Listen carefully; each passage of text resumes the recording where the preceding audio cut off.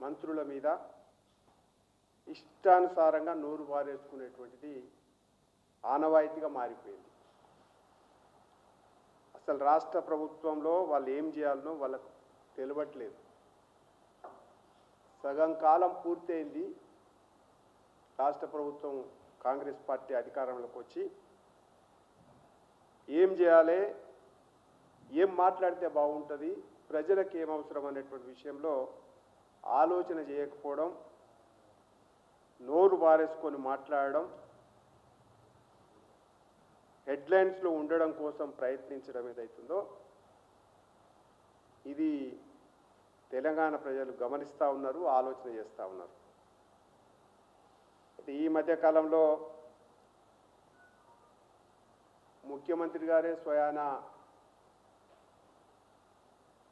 ఏమవుతుందో, ఏం జరుగుతుందో, పైసలు ఉన్నాయో లేవో, రైతు బంధు వేసినామో వేయలేదో, రుణమాఫీ చేసినామో చేయలేదో అని చెప్పేసి ఆయనకాయనే ఆశ్చర్యంగా మాట్లాడుతూ ఉన్నాడు.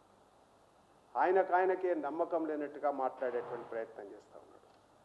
ఇక తగుదునమ్మా అని చెప్పేసి ఆయన మంత్రివర్గంలో ఉన్నటువంటి మంత్రులు పొన్నం ప్రభాకర్ లాల్ గారు అయితే నోటికి వచ్చినట్టు మాట్లాడుతున్నాడు.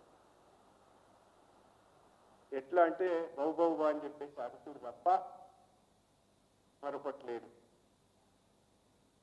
పొన్నం ప్రభాకర్ గారు మాట్లాడినటువంటి విషయాల్లో మరి ఆయన చేస్తున్నటువంటి మాటలు, విమర్శలు సార్ కాంగ్రెస్ పార్టీ ఆత్మవిమర్శలు చేసుకునేటువంటి పరిస్థితి కాదు.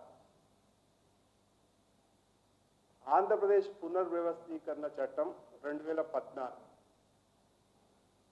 నిన్న ఆయన మాట్లాడినటువంటి మాట బహుశా ఆయన చదివి మాట్లాడితే బాగుంటుండే.